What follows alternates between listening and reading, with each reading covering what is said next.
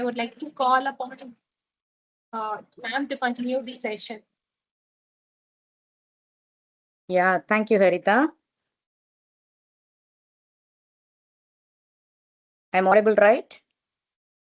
Yes, ma'am. Yeah, okay. Okay, good evening, everybody. So, as Harita introduced, I'm Dr. Preeti Rebecca. I'm heading the Department of Computer Science at St. Peter's College. And I take this opportunity to thank every one of you who had registered for this program and had been patient to go through the session one and being so participative in this. And now our session two will be into the computational approach of personalized medicine. Actually, it goes like when we started with this particular process of the Circle Faculty Development Program, we were looking into titles or we were looking into domains where we were actually trying to collaborate between biotechnology and computer science. So we just wanted to have some point where we can where a computer engineer can help out a biotechnologist with their own working process and trying to find out where actually they would need some kind of an assistance from a computer engineer. So that was the point wherein we just took up a title called personalized medicine, where we can include the concept of AI. So all through the previous session, what we were into is all about AMR, and it was all more into stuffs related to biotechnology, biology, and all those things. So this audience is a mixture of both biotechnologists and people belonging to computational background, the computer science IT background also. So now my session will focus more into concepts related to computational part, that's the computer science part, and how tools and fields of computer science that we have been particularly using of late are going to help you with this, with things that you are actually doing as a biotechnologist. So actually, for people who are from computer science background, people who are new to this particular field, so you had some interest on knowing like what actually personalized medicine is first of all, and how as a computer engineer you would be able to assist people working on this particular thing. So there's a brief introduction of what actually personalized medicine is. So as we were discussing the beginning of the previous session, we see that personalized medicine is going to be a medical approach. They're going to have specific medicines or drugs being discovered. So that is going to treat diseases, diagnose diseases, and treat them based on the individual characteristics of one particular patient or a group, as mentioned earlier. So what they're going to actually look out for in the initial stages is they are going to look into the genetic make of a particular person, the environmental factor where the particular person is actually residing, where they are, which part of the globe or whatever it is, and then what kind of a lifestyle and what kind of behaviors that a particular person has. So based on this, they're going to go in for developing medications, which we usually coin it by the term called as personalized medicine. So it is not going to be like the one size fit all process, which the traditional medicine process is actually following, having one particular drug and treating everybody with one particular drug, and people who get accommodated to that cure fast, few of them cure late, and there are going to be a lot of things uh, happening on it. So there's going to be only one particular medicine. For example, like whenever somebody has a cold, somebody has a fever, we all have one universal medicine where we all go turn back to, and taking it, one person gets cured in a single day, somebody gets cured in 2 3 days. It goes on like that, right? So here, that particular approach is being avoided, and what they try to do is they try to have one. Uh, they have a particular medicine. They try to find it based on a patient or a subgroup of patient, which in turn is going to help us focus on one particular patient. That is one drug. It doesn't work the same way for everybody. So why not going for one more step where try to find something which is specific to somebody, so that we don't give them something in large, just throw it away on a particular group and test how many of them are getting cured and how many not getting cured. What is the span with which people are getting cured, and all those things are going to be testing processes. So instead, we are just trying to move away from this particular criteria, and we are just trying to fit into some kind of a personalized way of getting things done. So when you try to understand personalized medicine, how it actually goes is there are three parts of it. This is more of the biology part of it, where they have the genomics part, where you take up the gene composition, the genetic of a particular person, and then try to put something into it. The pharmacogenomics, where you match your medication and its dosage to the genetic makeup of a particular person. And then the last part of it, which will include all your metabolomics, your transcriptomics, and all those things. That's a combination of all those things. So for any person who is outside the bio domain, so these are three major heads on which people are actually trying to fit in this particular component of personalized medicine.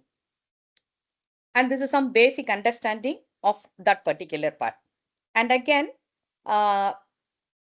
this particular person is the man behind the term, the topic that we all have been talking for so long. The person called as Hippocrates. He is the person who initially started treating this particular, treating people based on one particular person's physique or the place where they are, where they reside, something kind of that. So he initially used it, but then they didn't coin it by the word called as a personalized medicine, kind of that. So way back, even when traditional medicines were into action, it was a scenario where actually personalized medications have started.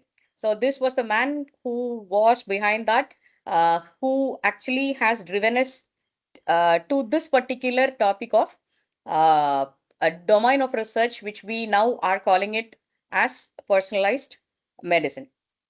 So now we know something. What we are presently following is our traditional medicine. And now what we are actually trying to achieve is the concept of our personalized medicine.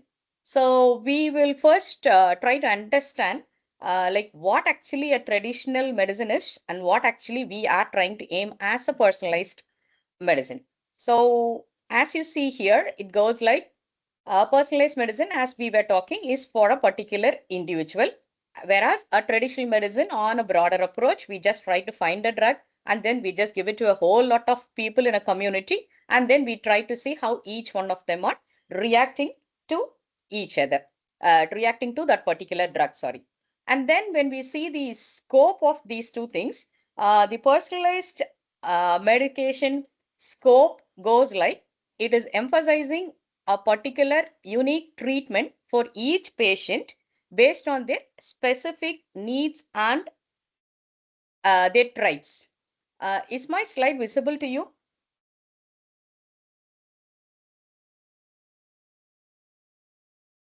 Can someone respond?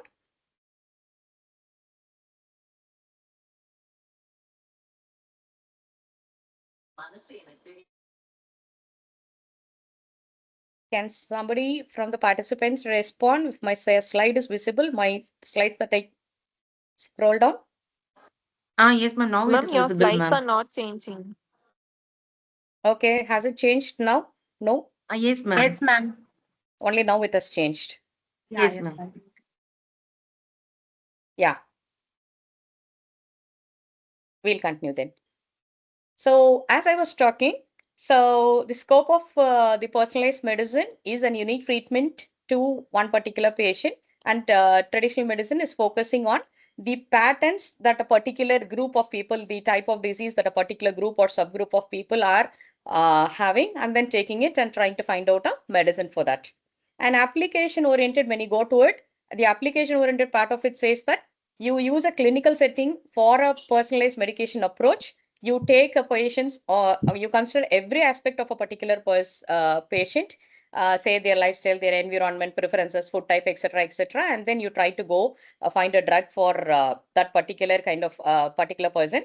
And traditional approaches don't go into all these things. They just put in common factors and try to go for finding out a medicine.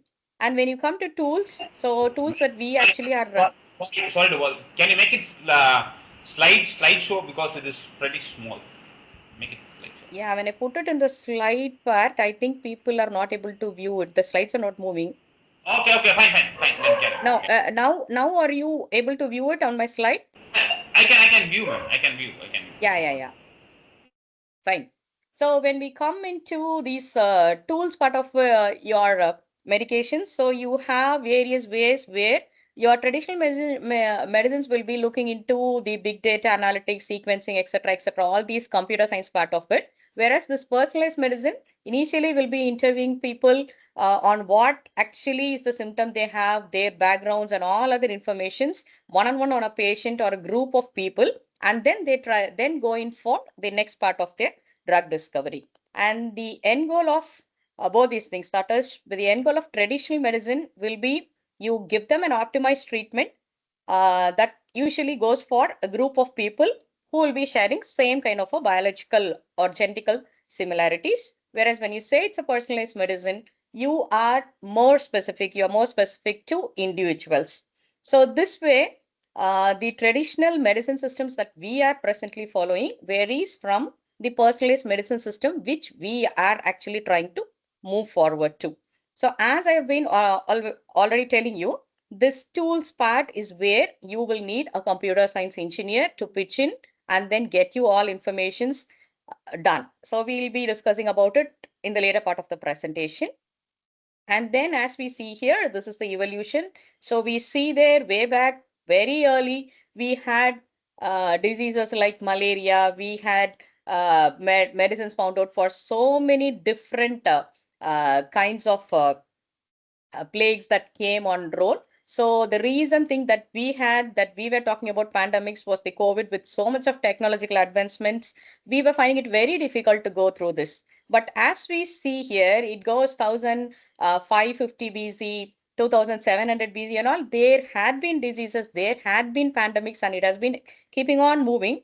And there, with less technology, less kind of communication modes and all other things, we still see that there has been some advancements in the medications that they have done. Though it was not personalized, there had been discoveries of medicines and other things. And you see here in between, there was a huge gap between a huge gap in the medical research, where only after a long time is when people started working on the particular people started working on DNA structures, their functions, and that from there is where they started doing this. So you see here, they went for biomarkers. Then they started understanding how to take this gene code, how to do a DNA sequencing, and then these genomic projects, all these things came into play. So after a long gap, for a period of say 30-40 years, people have been slowly working on DNA and gene sequencing.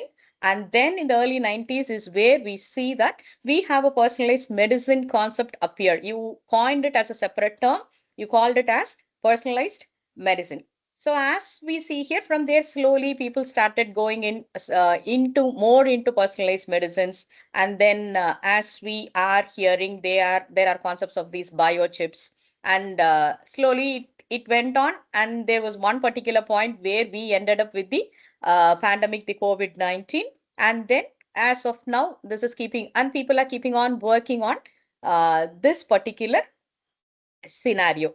So as we see here, so it's going to be like, this is going to be our evolution, where it started way back in 2700 BC. And then presently in 2025, we are more into how actually personalized medicines can be applied, where we can have other domains come into personalized medicines. So I think this has given people who are not biotechnologists some idea about what is personalized medicines. Yes. Can somebody from the participant side respond? Yes, ma'am. Yeah. So as we see here, we have four main traits that we'll be usually following up with the personalized medicine. So how you're going to actually predict that disease, how you're going to have a precise diagnosis of that particular disease, and then you're going to have a personalized intervention, and then more is the participatory role of a particular person. So these four things, anybody in the process of personalized medicine will be following it up. And we also have the 6 rights of medicines that we usually have to take into consideration. The giving the right person the right medicine in the right route, in the right time, in the right dosage. So we do hear of so many clinical cases where even if the drug is going to be right, even if the way that we're going to do it is, what is the time gap that you're going to do it, how you're going to prescribe it, what is going to be the tenure that the person is going to have this drug being taken, and prolonged usage of a particular drug could have some kind of other side effects. It goes on like that. So everybody who is more into process of this personalized medicine will always be having these 4 personalized medicine importance as well as the rights of medicine into consideration whenever they go in for the next part of it. So the next part is now where we start with the computer science part of personalized medicine. We actually have mentioned in the title that we are talking about personalized medicine, where you have the role of artificial intelligence put in. So can somebody tell me, like, what is your insight on artificial intelligence? Maybe a computer science background person knows AI, they work on it, it so happens. So can somebody on a biotechnology or a bioscience or life science background just let me know what is your idea about artificial intelligence?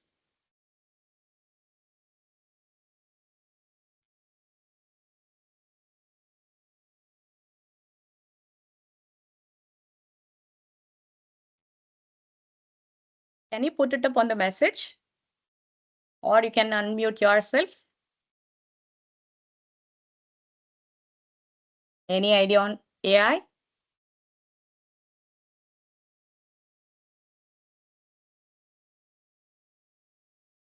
Not much.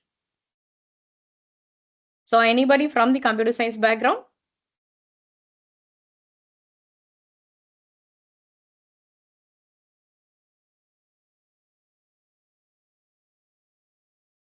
Okay, we have few people responding. So it's a predictive technology based on human feeds. Nice. And it's simulation of human intelligence, right? Any more answers?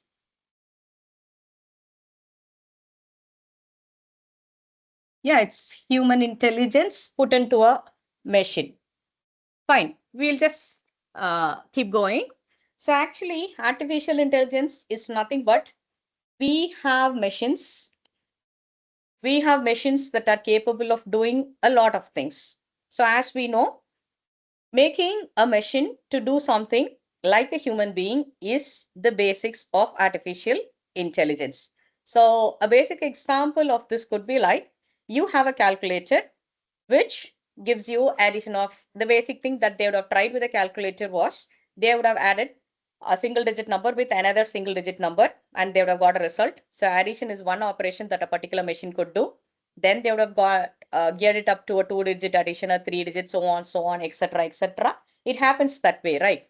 So what would have happened is when the calculator was a machine which is programmed to do something and you teach it to do a addition process, you teach it how to do addition, and whatever be your input X or Y, whether it is going to be a single digit number, a 10-digit number, a 5-digit number, invariably a calculator is just going to sum up these two numbers and give you a result.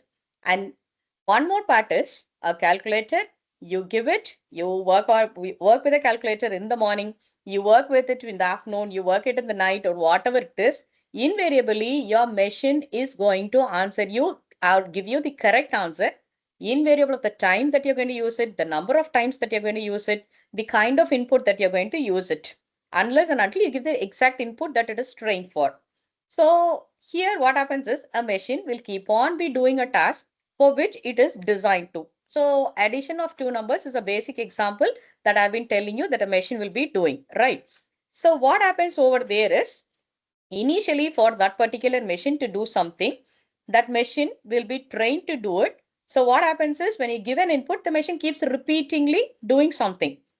So what happens over there is this point is where a machine and a human being will be differing to each other.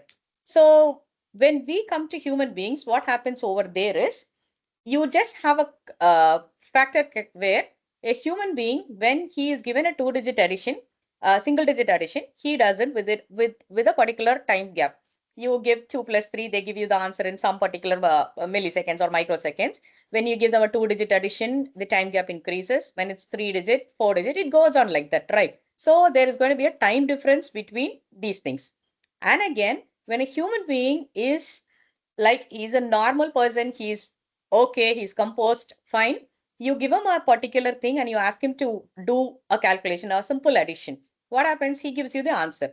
And suppose if you're in a hurry, you are tensed, you're not okay. As human beings, we have something called as the emotional intelligent quotient, the emotional quotient, which actually is a disadvantage to us, which was taken up by the machine as its advantage, and it was able to solve it. So what happens is the machine doesn't have what we call as the emotional intelligence quotient, and hence whatever data that you give it and whatever way you're going to program it, anytime, anywhere, that machine is going to just give you what it is expected to. So these parts, when we talk of it in computer science, these are all going to be branch of studies of computer science. The major branch, we call it as artificial intelligence. And within artificial intelligence, we are going to have so many things which actually are displayed over here. That is, you have a part called as machine learning. That is, initially, say for Ma'am? example, I have 100 data with me. I Ma'am, train ma'am, the slides are not moving, ma'am. It's The not slide- moving, ma'am. now. Oh, Yeah. yes, Now ma'am. is it? Yeah. Yeah. So now it's artificial intelligence. Is it? Yes, is it yes, correct? yes. Yeah, when I put it on the slideshow mode, it is not done. I'll just have it like this. If you want me to just make it a little bigger, I think this should work out. No, Or I can have it this is this not way. the problem. And the slides are not moving. That's the main. Yeah, that's fine. That's fine. We'll have it this way. Fine. All right. So what happens over there is a part of artificial intelligence is where I call it as machine learning. So what does machine learning actually do? I have 100 data with me. I initially train my machine with a data set. Out of 100, I just take 10 or 20 data and then I put it into a machine. I teach the machine what it needs to do. And that part, I call it as the training phase of my machine learning part. And then what I do, I give samples and check whether my machine does the process right, whether it's doing the task that I've assigned to it in the right way, and I call it as the testing phase. So when I ask the machine to do something with 100 data that is available with me, that machine is once programmed, then you give it n number of data, the machine keeps on working with what it is programmed. But then again, there is a problem where I give some data to the machine for which the machine is not trained to. I give a new data, I give it as a number set, and then I give a character data. It goes on like this, some data type mismatch or something kind of that. Then again, my machine will not work for which it is programmed. So slowly what happened over there is they went in for the second or the next level of it, where they went in for say machine trying to understand what it is doing and slowly taking its own kind of a decision, wherein you have these kind of agents, which we usually coin them as learning agents. They are self-learning agents. So what they will be able to do is you train them with 20 data.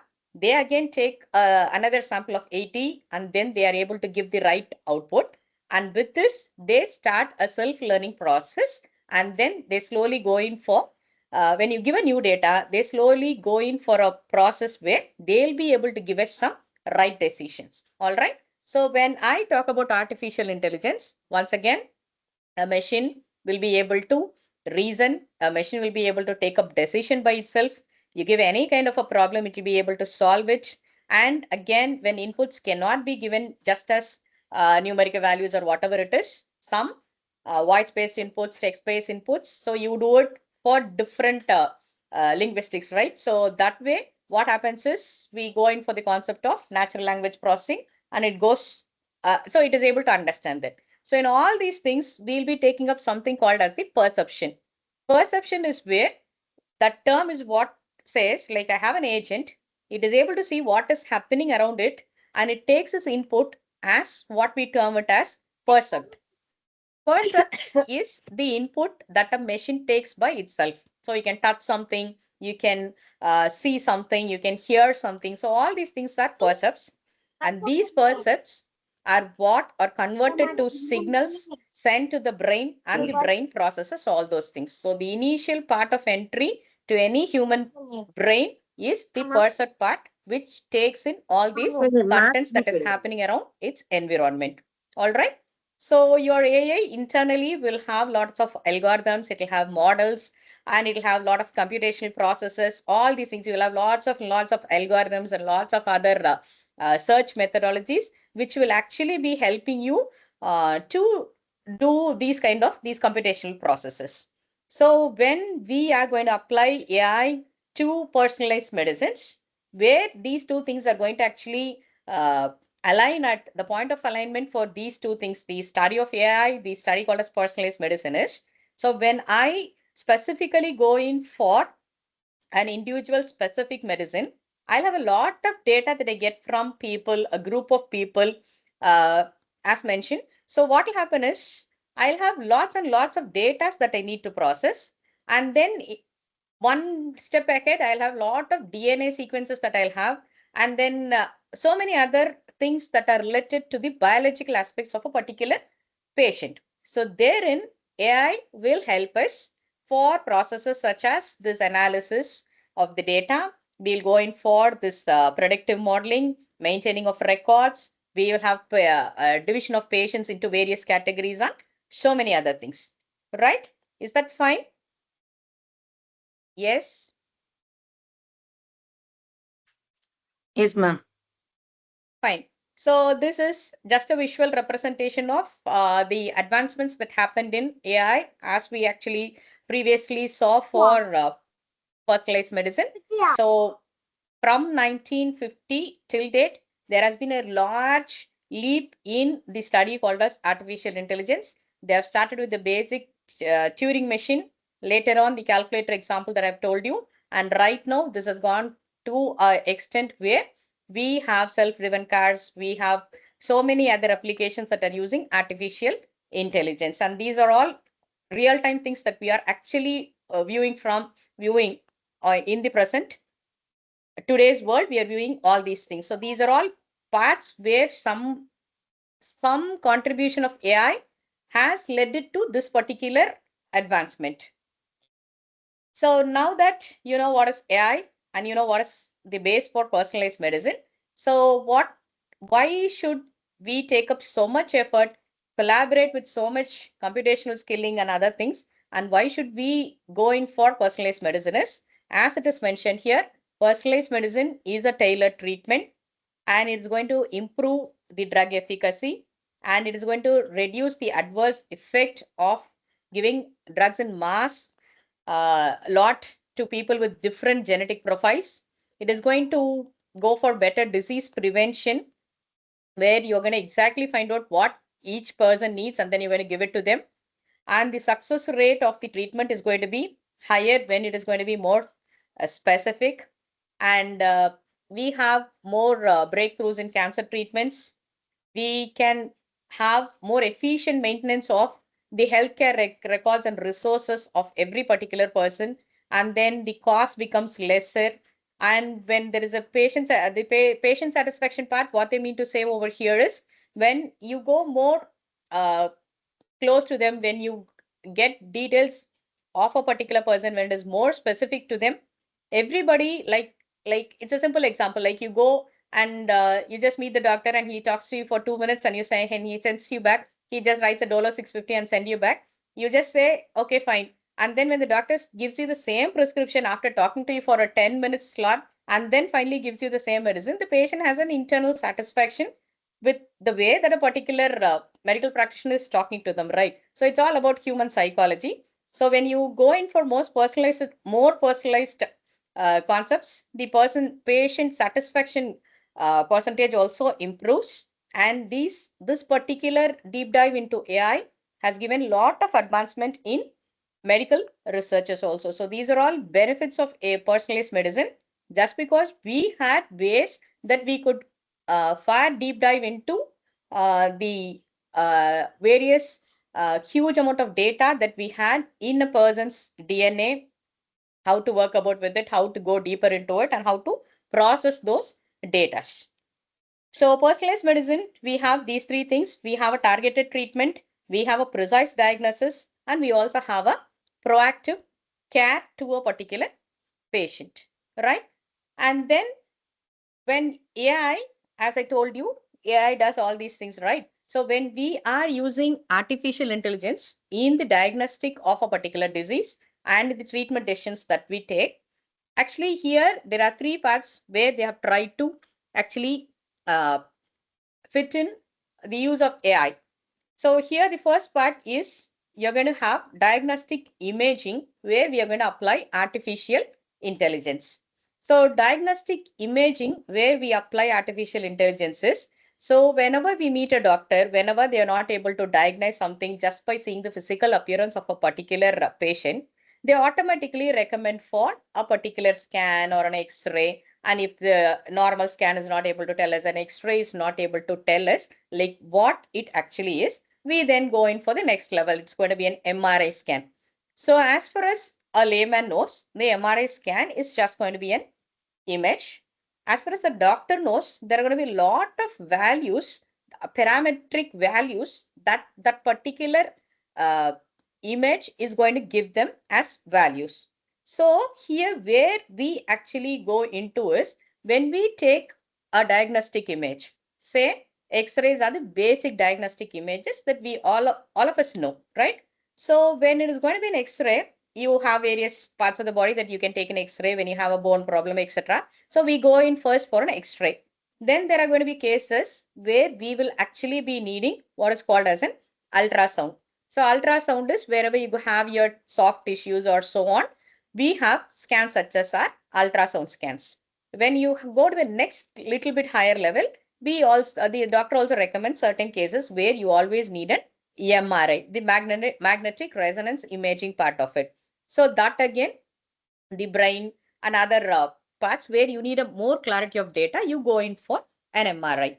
And the next part will be the CT scan, which you all know, the cross-sectional views of those images. And then one more advancement is the nuclear medicine. They just inject a dye and then they have these activators. They keep following the path of it to find out if you have a blockage or whatever it is and try to find out where exactly things went on. So when we commonly say, we call it as diagnostic images. It could be an extra X-ray, an ultrasound, an MRI, CT, or a nuclear medicine. So when you use all these things, end of the day, what you get is going to be just an image.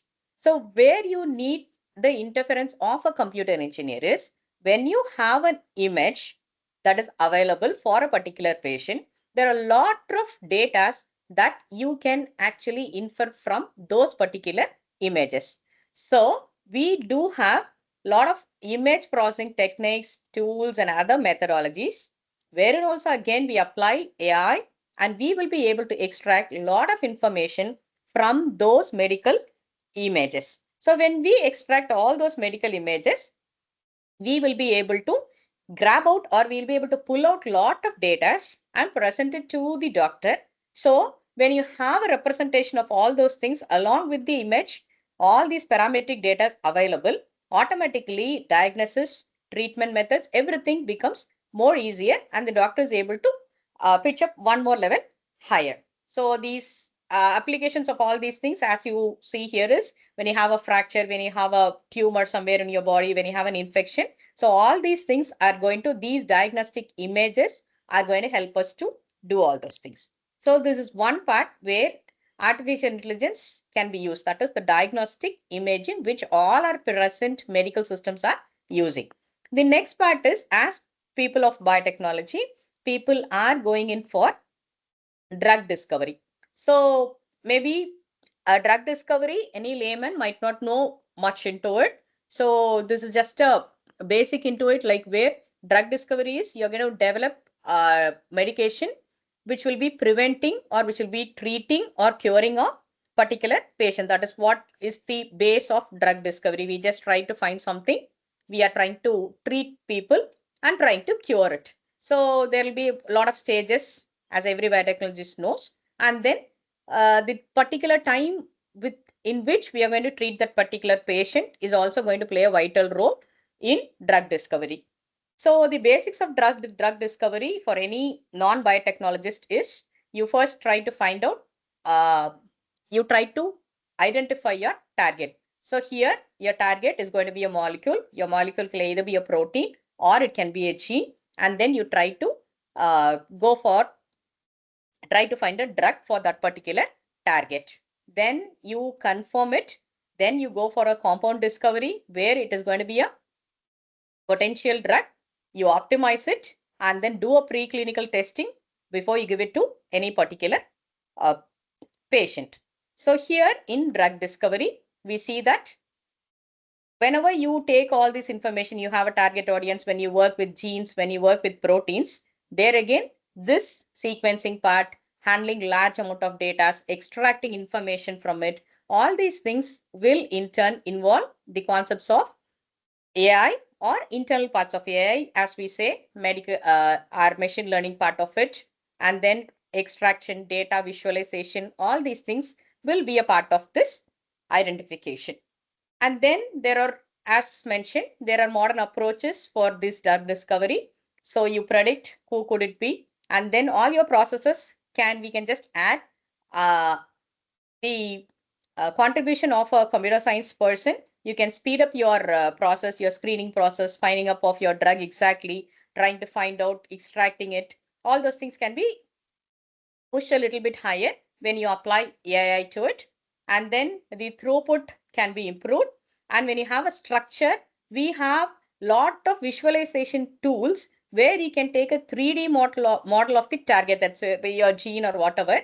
You can take a 3D model, and then the tools that are available with data visualization can give you more insight into what it exactly is. At the same time, it can also extract what kind of data is needed for a person, a biotechnologist. So these things will in turn help, will actually make the process a bit faster. So in drug discovery, these kinds of AI processes is going to have an important role being played.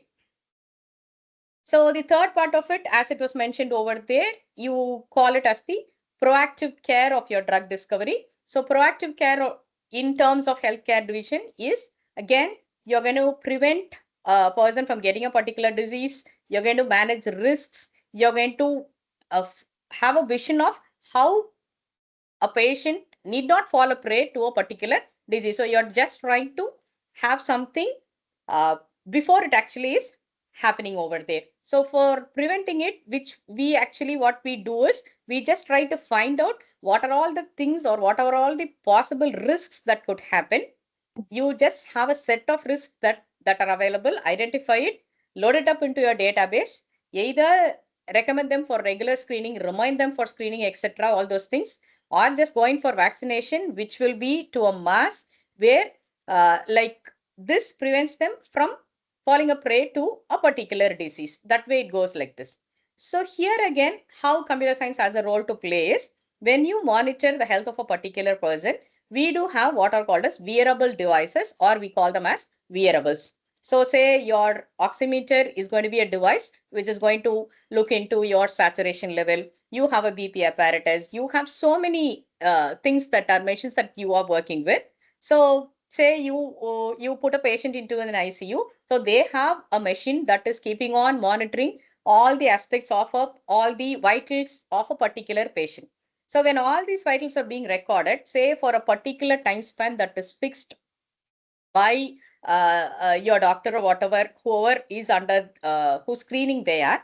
So when you keep recording all this information, end of the day, what you can do is you can just fetch in all this information. You can put them into one slot, and you will be able to find out a pattern in all these vitals that are actually working. So in that place, what a particular computer professional and analytics person can do is he can get you all the information. He can just align them into one point and just give you an insight of where actually at what point this has gone high, where it has gone low, where it is all aligned on one particular point. And with that, you can just go check in why this has happened, why this particular thing has happened at this particular time interval. So a doctor will have ready information in-hand information of all these things rather than just going through the whole chart, trying to find out what it was in the morning, what was the temperature in the morning, what was the saturation level in the morning, the BP in the morning, recording it all in different piles of papers or putting them on a system and then putting all that. You can use, as we say, the analytical tools, the visualization tools, and all of them will put them into a particular chart-like thing. So once a doctor looks into the chart, they'll be having a better understanding of how the patient's data was. Maybe they can have a 1 week record, a 3-day record, or a single day record on various different times of recording this information. So what happens over there is we make the job of a doctor more easier by just giving them all this information just in hand. So with that, they recommend various lifestyles, all those things. And here again, when I talk about this lifestyle coaching, diet, the exercise, all those things, so almost every other person today is wearing a watch, which is a smartwatch. Yes or no? Somebody from the audience?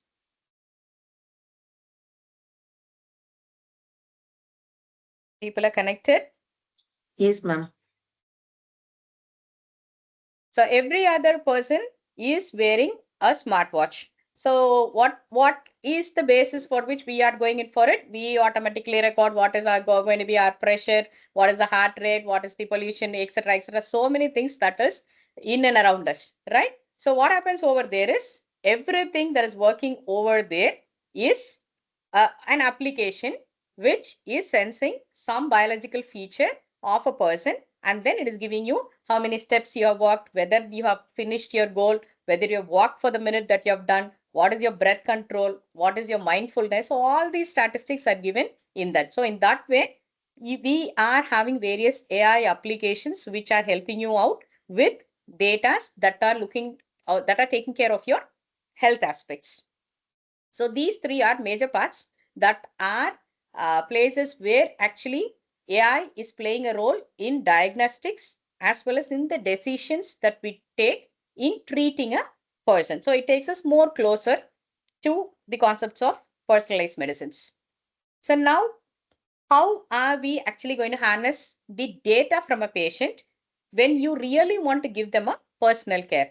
So how does it actually work is, so we are maintaining health records. So we know most of us, when you visit a hospital, they register you into it, they give you a medical ID, and there are going to be millions of data available if you're going to collect all medical records of people. Say, for example, even if you take a small hospital where there are going to be an average of 1,000 to 2,000 people or as regular people who are getting treated in that particular hospital, if you look into it, the electronic health records of the patients need to be maintained, and then you need a software invention over there wherein once you just go given your ID, they give you the that gives you a display of all the patient records, that what you have been through, what you are allergic to, what was the medications that was given, which doctor you are visiting, to which medicine you are allergic to, recently when you had visited. So all these things are electronic health records of a particular patient, which acts as a database or a repository.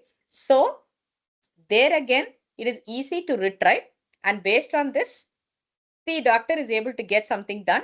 And on the other end, we are going for some drug discovery, which is getting more closer to personalized treatment of a particular patient. So both the ends, we are going to have it more specific to a patient, which in turn gives them some particular confidence level. So as we were already talking about, we have wearable devices which are almost tracking all our vital devices. And then as mentioned here, we have genomic sequencing, which is giving us, which we are taking the individual DNA of a particular person, doing a lot of research into it, and that in turn giving us some input on the treatment process.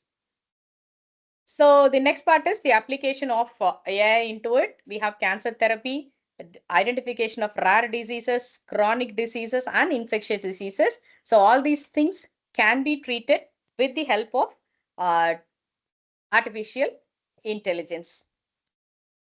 And then we have been talking of personalized medicine in one aspect, stating that we are slowly moving from traditional medicines to personalized medicines. So in personalized medicine, right now, the recent trend that is actually available over in the present days is, one part is, as we were talking, the gene part, the genomics, where they are going for genotyping and sequencing method and trying to go in for more personalized medicine concepts.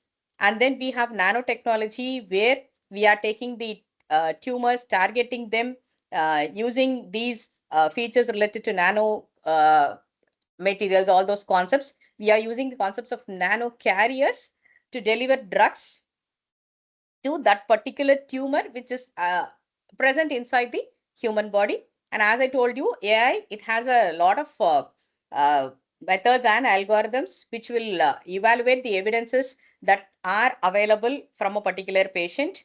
We have other trends that are available, which are, say, we have one concept where we have the patient-derived cellular avatars. So here you harvest cells from a particular person and then work with it.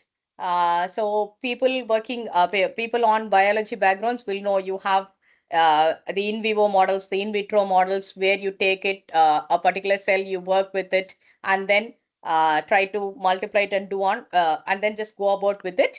So for all these purposes, we just add the essence of AI into it, and then we have the learning aspect of it, where we'll be able to assist all these processes and quick and then fasten this particular the whole scheme. We are just trying to uh, make it a bit faster. And then one more thing is digital therapeutics is another one recent trend, where you have apps, as we were talking, and then these apps will collect all the health data. These apps will suggest or advise the user, like say, there are this is going to be a data, or this is a caution message, like your thing is not good, your PP is not okay, your heart rate is high, or something like that. And this individually, when a person is wearing a smartwatch, they'll be able to monitor this is one part. There are also other cases where there's going to be an alarm given when there is going to be a high variation in the data and all those things. So we have a lot of applications, software applications. This will mainly be helping by taking up all the patient data, keeping on monitoring all those patient data, and then trying to check where something is alarmingly going high or low, and then give an indication to people who are actually treating them. So invariably, whether the patient is going to be hospitalized or they're going to be at home, these software applications are going to help you to connect more to that particular patient, even when they are not available by your side. So these digital apps, all these things are supplements to the medical part that is already existing. The treatment part, it is assisted by all these digital apps. So these are few things which are in the recent trends. So this gene editing technology that is there in the present day, this is being used for cancer treatment. And now is one part of computer science. So far we have been talking on a broader sense, which we call as artificial intelligence. So the order of the day is everybody in and out talks about some field of computer science, which we call as data science. So I was all through talking about something called as analysis. I was talking about visualizing a particular data.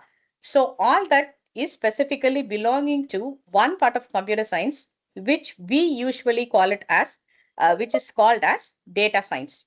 So how data science has its impact on how AI had its impact on healthcare, how data science actually has its impact on healthcare is, so we are having lot of data. AI will help you to just process all those data, train a particular thing, and then give you some outputs, make some decisions, have some supervised, unsupervised learning methods. So all these parts works with artificial intelligence. So when you go into one more category, which we call as data sciences, where when you have a large amount of data available with you, maybe you have a database, say I take a Kaggle data set, where I choose, I'm going to particularly work on say retinal diseases. I'm going to work with diabetic retinopathy. I'm going to go for some kind of any particular disease. So I therein have what are called as lots and lots of images. So what I can do over there is, when I have a huge data that is available, I can just go in for looking into data patterns, I can go interpret those patterns. I can try to study why something is the way it is and compare it with all the other things, and then I can arrive at some particular uh, conclusion of it. So now all these diabetic databases, the retinal images, so you have n number of images on the medical imaging part, right? So all those things we can interpret, the patterns, parameters can be interpreted using data science. Similarly, all the information that we collect will be studied, patterns will be studied, and then we end up with the conclusion. Later, you can validate whether the conclusion works properly or it does not work, and where we have to draw a line between the true positive, true negative, false positive, false negative, that particular part you can do it. And the person who usually works with it, we call them as data scientist. So, you know, the order of the day, everybody goes into artificial intelligence, everybody goes into data science. So this is what is the role of a data scientist.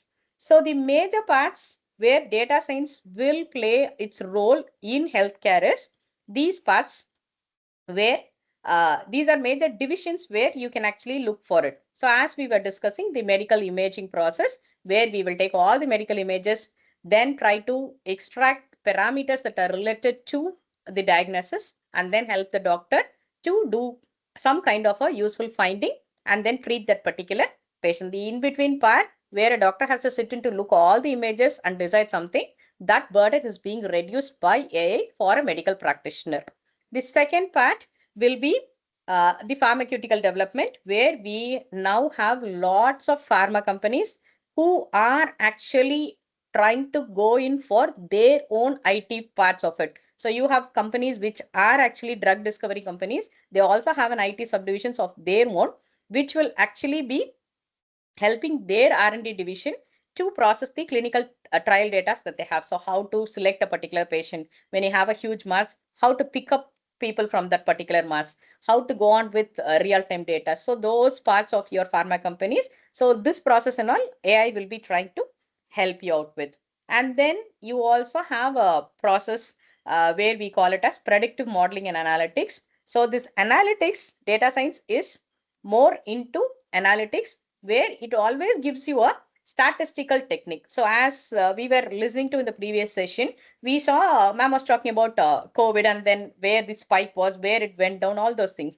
So those were like all numeric data collected and they put it in a graph. So every day they'll just give us a histogram, a bar chart kind of a thing. They'll say this particular district, the hike was more, yesterday it was like this, today. So instead of people putting it on lot of tables, writing it all in papers, just one particular diagram telling you what was the cases yesterday and what was the case today in a kind of a bar diagram gives you more insight. So yesterday, this particular zone had a lot of positive cases. Maybe next day it was like this. So there is a lessening down of the cases. It's high. It has spiked because of these 3 days, it has spiked up. So these things are what is called as the visualization part or the analytics parts. You just analyze it, and then you have tools which we call it as visualization tools, which will just help us do it.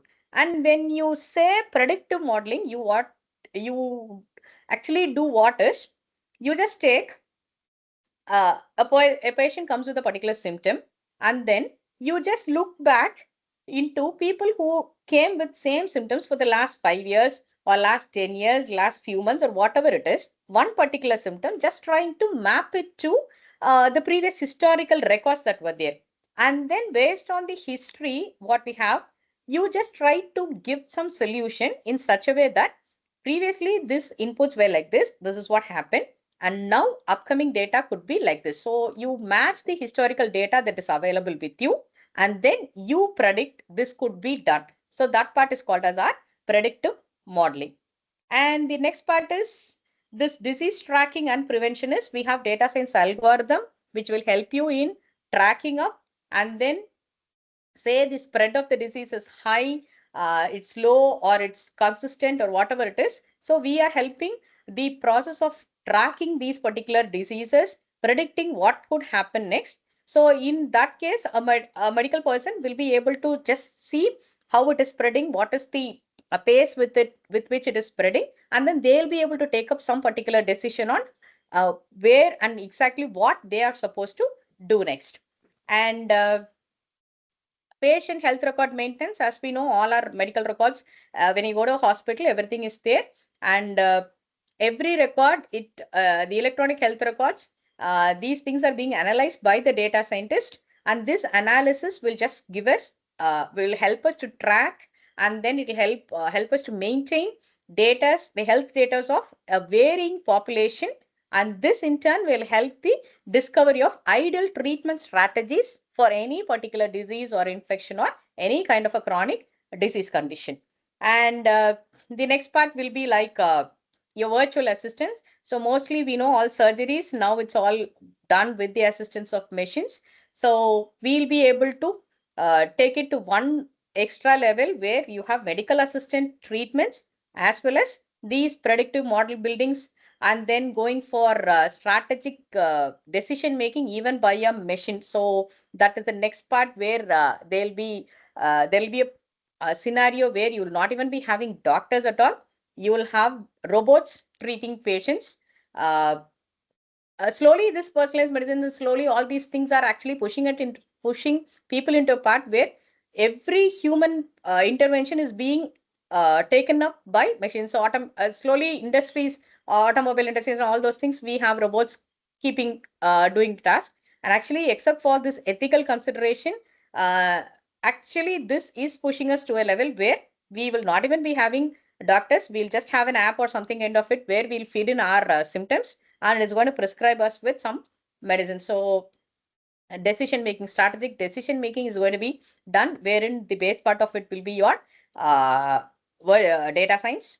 And then digital security, they talk of something called as digital security. Usually in computer science, we call that as cyber security part, where the safety of the data is a mandate part. So here again, when we collect lot of data and personal health records of a patient, we also need to ensure that these data remain safe. These are not being transferred or not being published to some other people, some unwanted sources. So there again, this digital security is a major part. And we talk of something called as vaccine development. So a medical person, like a drug discovery, a biotechnologist, goes in for what is called as vaccine identification or a development process, a vaccine development process. So what happens is, the process will actually be looking like you identify a potential vaccine candidate against the pathogen of the infectious disease. Once that particular candidate is identified, what data science does is, you can apply data science tools, and these tools will be helping you to determine transcriptional units for gene expression.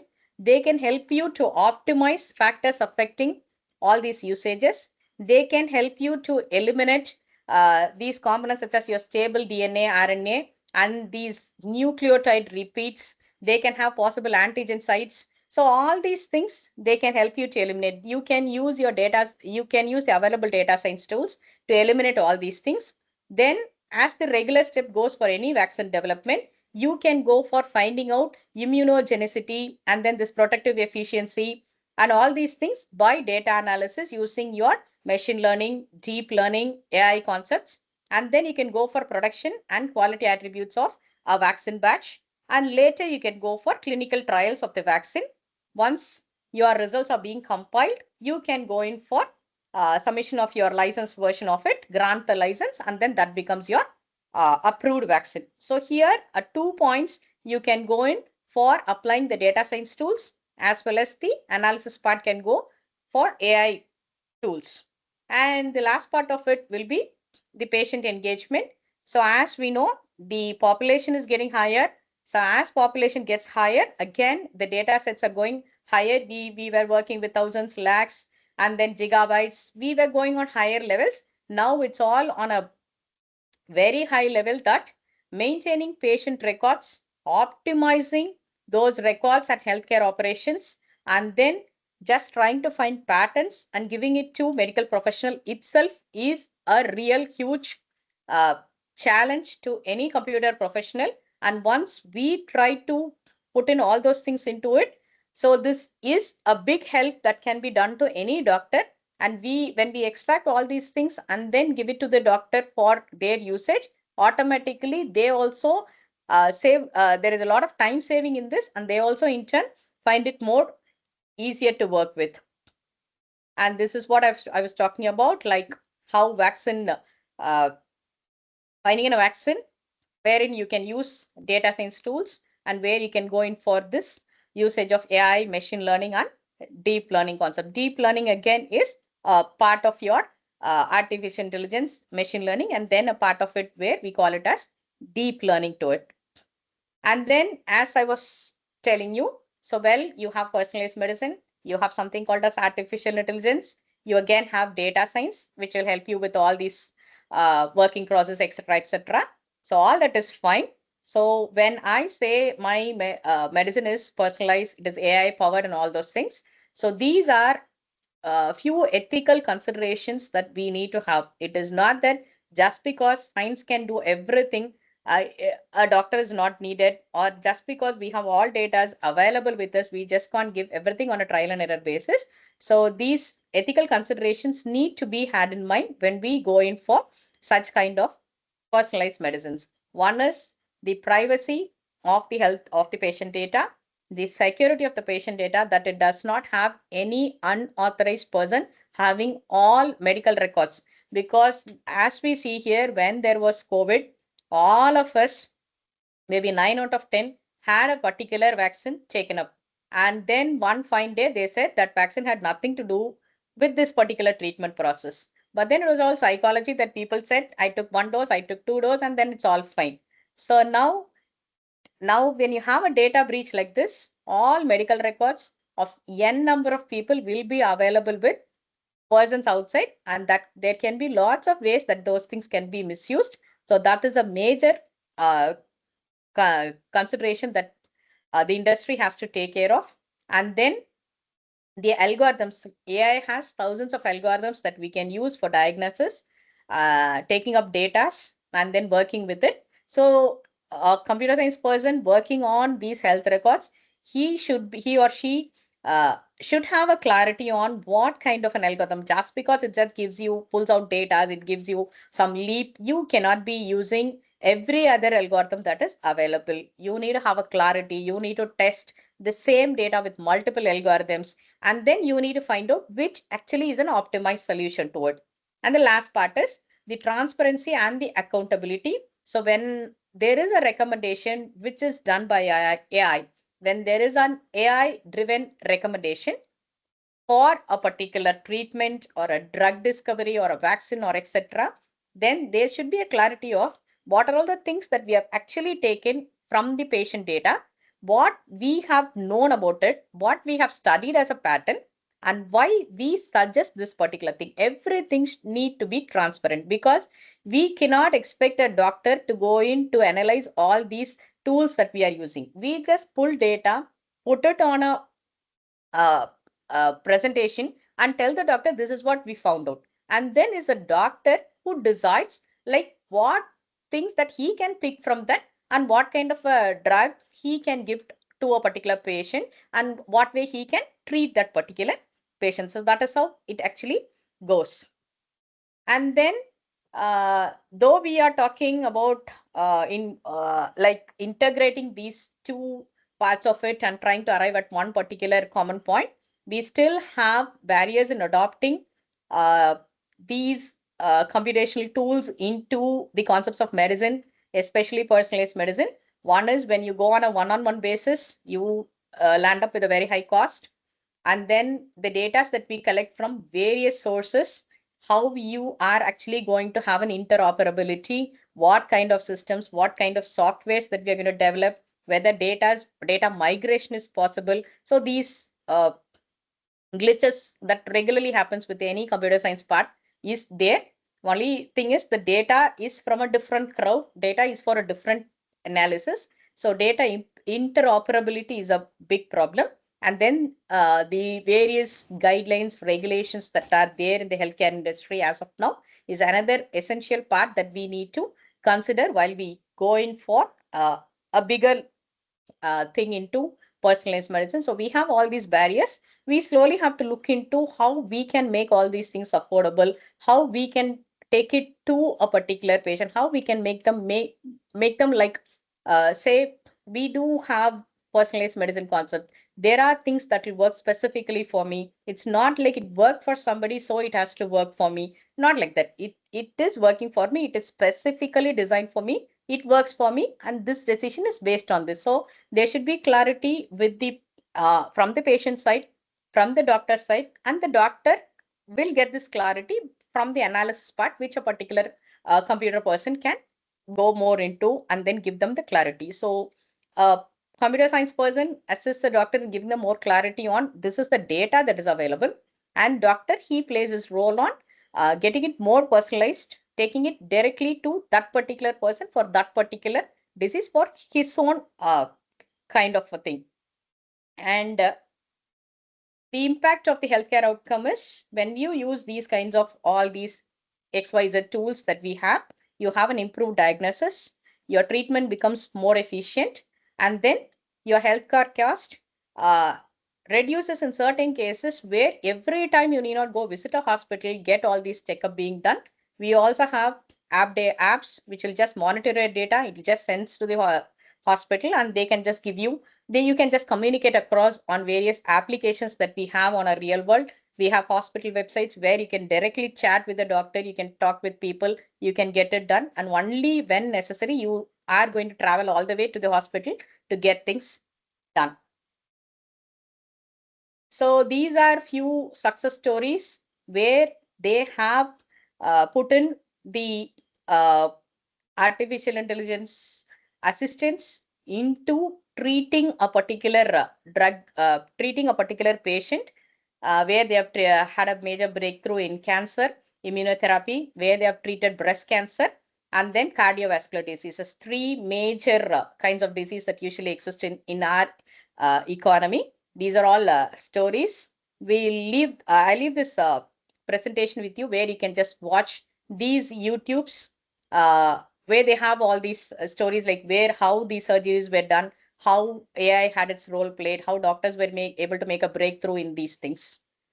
So thank you so much. And the final slide, it talks about where it actually is going to, this trend is going to actually take us. So I'm done with my session. I know this was not more into biology, this was more into computation. I thank all the participants for your patient listening. Now the forum is open for questions.